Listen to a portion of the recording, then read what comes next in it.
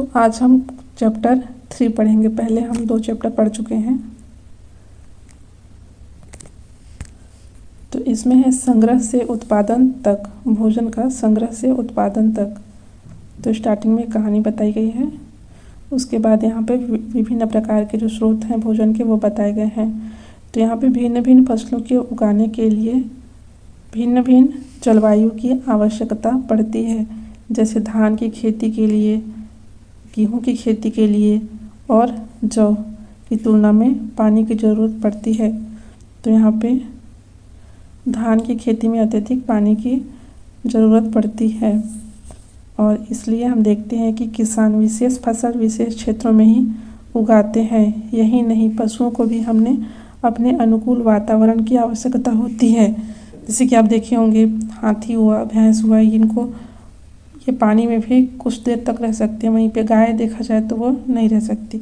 इसी प्रकार उदाहरण के तौर पर हम देख सकते हैं कि सूखी और पहाड़ी जलवायु में मवेशियों की तुलना में भेड़ या बकरी अधिक सहजतापूर्वक जीवित रह सकते हैं। और अगर ऊँट को देखा जाए तो ऊँट भी रेगिस्तानी इलाके जहाँ पानी की कमी होती है वहाँ पे वो जीवित रह सकती है। आगे देखते हैं खेती और पशुपालन की शुरुआत।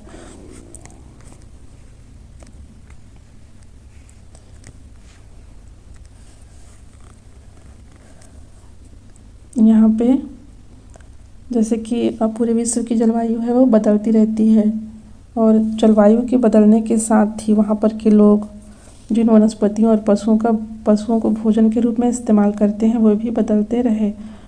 ये प्राचीन काल से देखा जा रहा है। लोगों का ध्यान कुछ बातों की ओर गया, जैसे खाने योग्य वनस्पतियाँ कहाँ कहाँ मिल सकती हैं, बीज कैसे अपनी डंठल से टूटकर गिरते हैं, गिरे बीजों का अंकुरण और उनसे पौधों का निकलना आदि। ये सब मनुष्य देखे। इसी तरह उन्होंने पौधों की देखभाल करनी शुरू कर दी होगी। चिड़ियों और जानवरों से पौधों की सुरक्षा की होगी ताकि वे ठीक से बढ़ सके और उनके बीज पक सके। इस प्रकार धीरे धीरे कृषक बन गए होंगे।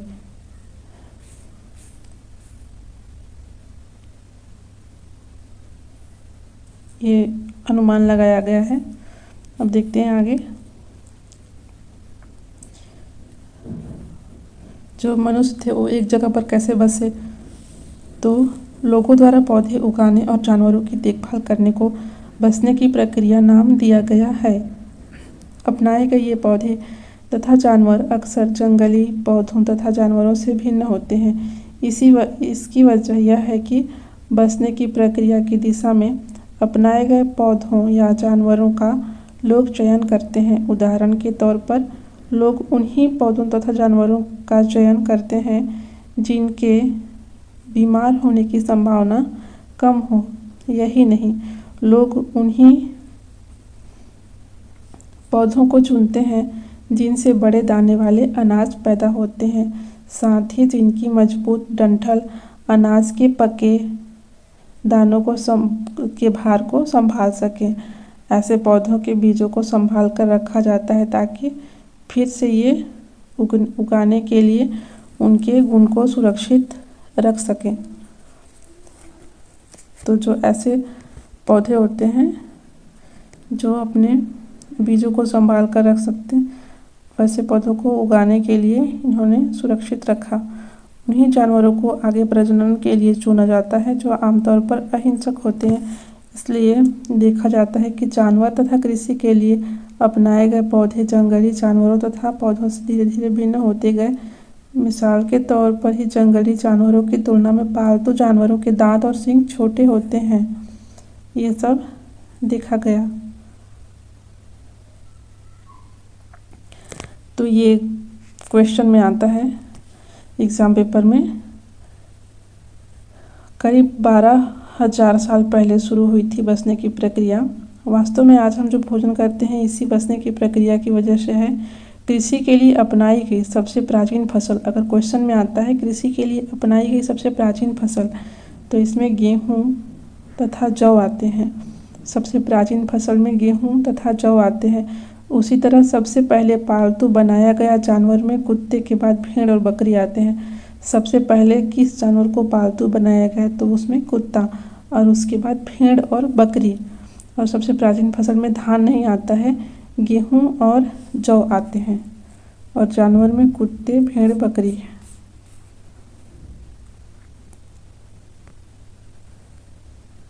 तो यहाँ पे जीवन बताया गया है, कैसे वो जीवन शैली थी उनकी।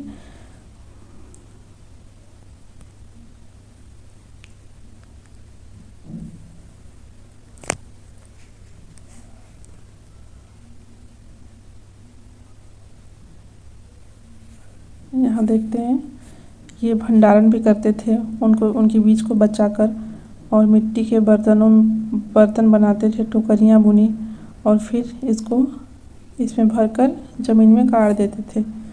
जानवर देखते हैं,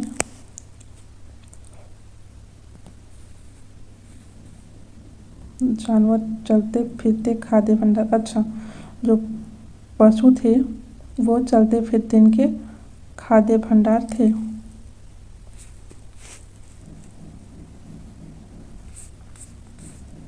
जो इम्पोर्टेंट है वो पढ़ेंगे।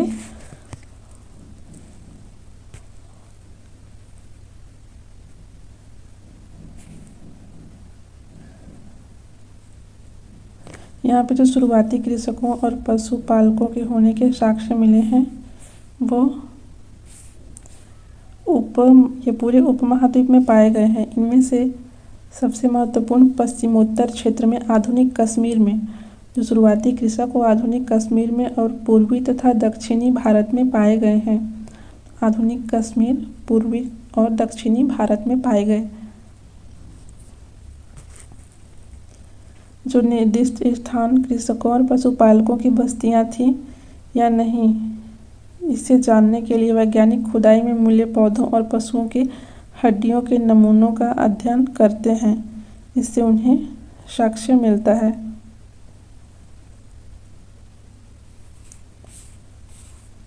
जैसे कि ये देखते हैं हम, अनाज और हड्डियाँ।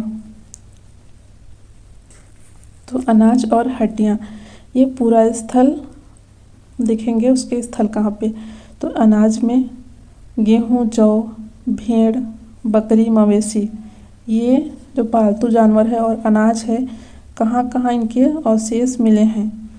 हड्डियों के अवशेष, पालतू जानवरों के हड्डियों के अवशेष और अनाजों के अवशेष। तो गेहूँ, जौ, भेड़, बकरी, मवेशी, इनके अवशेष मिला है मेहरगढ़, आधुनिक पाकिस्तान में। और चावल, जानवरों की हड्डियों के टुकड़े, कोल्डिहुआ, आधुनिक उत्तर प्रदेश में। कोल्डिहुआ, आधुनिक उत्तर प्रदेश में। चावल, मवेशी, मिट्टी पर खुरों के निशान, खुरों के मतलब जानवरों के पैरों के निशान मिले हैं, ये महागढ़ा, आधुनिक उत्तर प्रदेश, महागढ़ा में। गेहूँ और दलहन, गेहूँ और दलहन, गुफक्राल, गुफक्राल, आधुनिक कश्मीर में। तो गेहूँ और दलहन के वहाँ पे अवशेष मिले हैं। गेहूँ और दलहन, कुत्ते, मवेशी, भैंस, भेड़, बकरी, ये बुर्जहोम में, इनके अवशेष बुर्जहोम में मिले हैं। तो अभी तक देखा जाए, गेहूँ के जो अवशेष हैं वो मेहरगढ़ में और गुफक्राल में और बुर्जहोम में। गेहूँ और दलहन के तथा कुत्ते, मवेशी, भेड़, भैंस, बकरी के बुर्जहोम में, जो आधुनिक कश्मीर में स्थित है। गेहूँ, हरे चने, जौ, भैंस और बैल के, ये चिरांद, आधुनिक बिहार में। तो यहाँ पे गेहूँ, हरा चना और जौ, भैंस, बैल, इनके अवशेष मिले हैं। चिरांद, आधुनिक बिहार में स्थित है। ज्वार, बाजरा, मवेशी, भेड़, बकरी, सूअर, इनके अवशेष हल्लूर, आधुनिक आंध्र प्रदेश में मिला है। काला चना, ज्वार, बाजरा, मवेशी, भेड़, सूअर, ये पय्यमपल्ली, आधुनिक आंध्र प्रदेश में इनके अवशेष मिले हैं।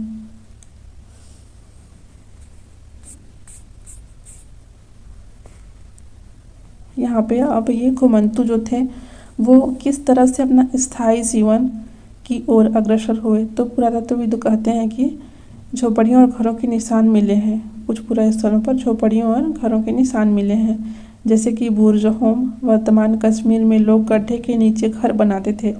तो जो बुर्ज होम है वहाँ पे गड्ढे के नीचे घर बनाते थे, मतलब आजकल ऊपर घर बनता है वैसा नहीं, नीचे की ओर जमीन के नीचे घर बनाते थे, जिन्हें गर्तावास कहा जाता है। गर्तावास कहा जाता है जो नीचे घर बनाते थे। इसमें उतरने के लिए सीढ़ियाँ होती थीं, इससे उन्हें ठंड के मौसम में सुरक्षा मिलती रही होगी। पुरातत्वविदों को झोपड़ियों के अंदर और बाहर दोनों ही स्थानों पर आग जलाने की जगहें मिली हैं। तो जो झोपड़ियों उनको मिली हैं पुरातत्वविदों को, उसके अंदर की ओर और बाहर की ओर दोनों ही स्थानों पर आग जलाने की जगहें मिली हैं। ऐसा लगता है कि लोग मौसम के अनुसार घर के अंदर या बाहर खाना पकाते रहे होंगे, ये ऐसा इन्होंने सोचा। यहाँ पे देखा जाए तो बहुत सारी जगहों पर पत्थर के औजार भी मिले हैं। इनमें से कई ऐसे हैं जो पूरा पाषाण युगीन उपकरणों से भिन्न है, इसलिए इन्हें नवपाषाण युग का माना गया है। इनमें वे औजार भी हैं जिनकी धार को और अधिक पैना करने के लिए उन पर पॉलिश चढ़ाई जाती थी। ओखली और मूसल का प्रयोग अनाज तथा वनस्पतियों से प्राप्त अन्य चीज़ों को पीसने के लिए किया जाता था। ये उस समय भी ओखली यूज होता था। आज हजारों साल बाद भी ओखली और मूसल का प्रयोग अनाज पीसने के लिए किया जाता है। उसी तरह प्राचीन प्रस्तर युगीन औजारों का निर्माण और प्रयोग लगातार होता रहा। कुछ औजार हड्डियों से भी बनाए जाते थे। तो ये दिख रहे हैं पत्थरों के औजार हैं। नवपाषाण युग के पुरा स्थलों से कई प्रकार की मिट्टी के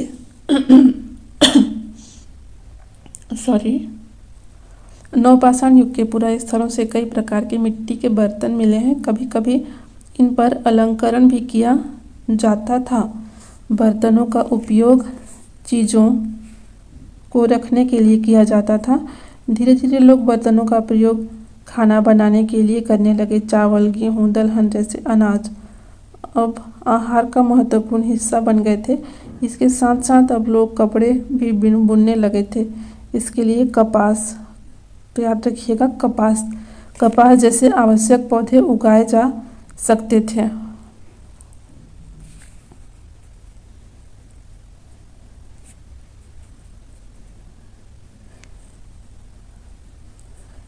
यहाँ पे रीति रिवाज देखते हैं। तो यहाँ पे पुरातत्वविद हैं वो संभावित, मतलब जो विद्वान है पुरातत्वविद हैं वो रीति रिवाज को जो संभावित है वो यहाँ पे बताया गया है। जैसे जनजातियाँ, प्रायः जनजाति के लोग छोटी छोटी बस्तियों में रहते हैं। ज़्यादातर परिवार एक दूसरे से संबंधित होते हैं और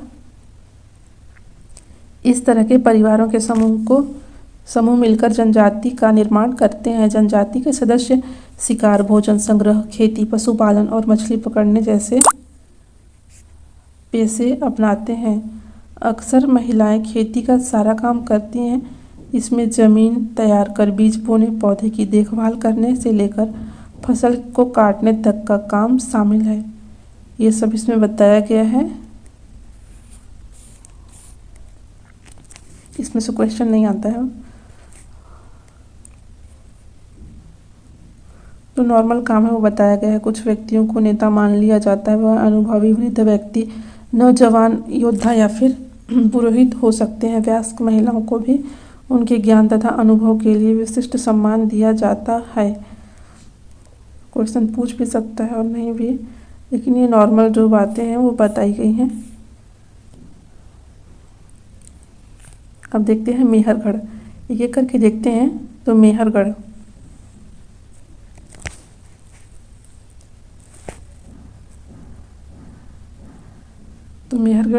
यह ईरान जाने वाले सबसे महत्वपूर्ण रास्ते बोलन दर्रे के पास एक हरा भरा समतल स्थान है। तो यह ईरान जाने वाले सबसे महत्वपूर्ण रास्ता है। वहाँ पे एक दर्रा है बोलन दर्रा के पास एक हरा भरा समतल स्थान है। मेहरगढ़ संभवतः वह स्थान है जहाँ के स्त्री पुरुषों ने इस इलाके में सबसे पहले यहाँ पे जौ, गेहूँ उगाना और भेड़ बकरी पालना सीखा। तो सबसे पहले मेहरगढ़ में वहाँ के लोगों ने जौ, गेहूँ उगाना और भेड़ बकरी पालना सीखा। यहाँ खुदाई के सबसे पहले के स्तरों से पुरातत्वविदों को विभिन्न प्रकार की हड्डियाँ भी शामिल हैं।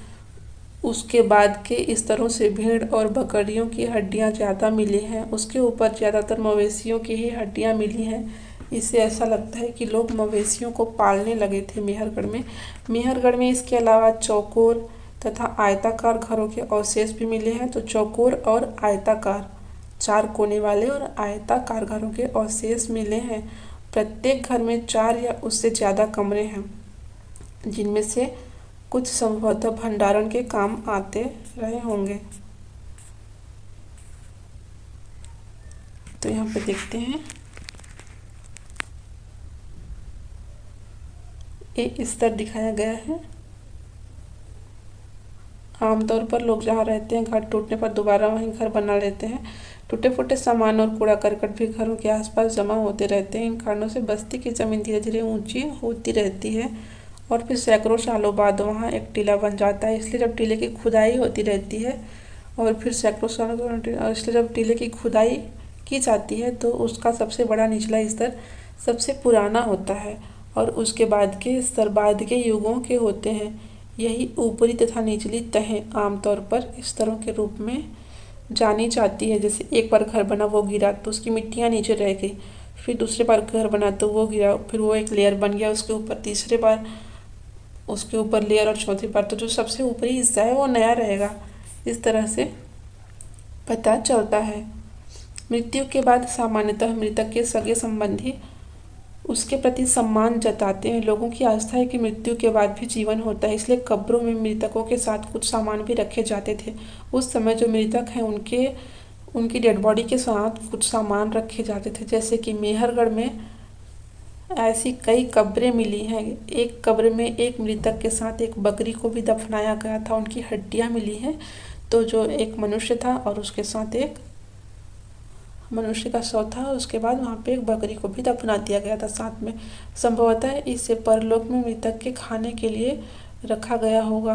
उनका यह मानना है कि इसके बाद भी जीवन होती है तो परलोक में वो क्या खाएगा, तो इसलिए बकरी को भी रख दिया था साथ में। जैसे यहाँ पे चित्र में दिख रहा है, ये है मनुष्य की हड्डियाँ के अवशेष। मेहरगढ़ की कब्र का चित्र यहाँ पे ये है और ये बकरियों मेहरगढ़ का है ये। नेक्स्ट देखते हैं दावजली हेडिंग। तो यहाँ पे मैप देखना पड़ेगा, मैप में दावजली हेडिंग देखना पड़ेगा। तो ये पूरा स्थल चीन और म्यांमार की ओर जाने वाले रास्ते में ब्रह्मपुत्र की घाटी की एक पहाड़ी पर है। तो ये दावजली हेडिंग कहाँ है? चीन और म्यांमार की ओर जाने वाले रास्ते में ब्रह्मपुत्र की घाटी की एक पहाड़ी पर स्थित है। यहाँ खरल और मूसल जैसे पत्थरों के उपकरण मिले हैं। तो अगर एग्जाम में आता है खरल और मूसल जैसे पत्थरों के उपकरण, तो दावजली हेडिंग में। और ये कहाँ है? तो चीन और म्यांमार की ओर जाने वाले रास्ते में है, ब्रह्मपुत्र की घाटी के पहाड़ी पर स्थित है। इससे पता चलता है कि यहाँ के लोग भोजन के लिए अनाज उगाते थे। साथ ही यहाँ से जेडाइट पत्थर भी मिला है। संभवतः यह पत्थर चीन से आया होगा। इसके अतिरिक्त इस पूरा स्थल से काष्ठास्म अति प्राचीन लकड़ी जो सख्त होकर पत्थर बन गई के औजार और बर्तन भी मिले हैं। तो ये सब यहाँ पे मिला है। तो ये उपयोगी शब्द यहाँ पे बताया गया है। कृषक, पशुपालक जो कृषि कार्य करता है, कृषक, पशुपालक, पशु को पालने वाला, नवपाषाण युग, बर्तन, जनजाति, गांव, घर, कब्र जहाँ शव को दफनाया जाता है।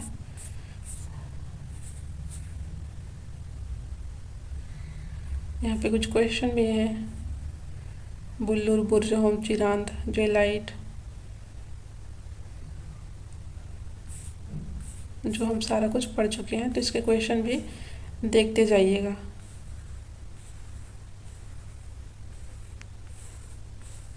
और आपको आ रहा है कि नहीं ये भी देखते जाइएगा। तो यहाँ पे आरंभिक नगर है, इसमें कुछ हड़प्पा और मोहनजोदड़ो ये सब इसमें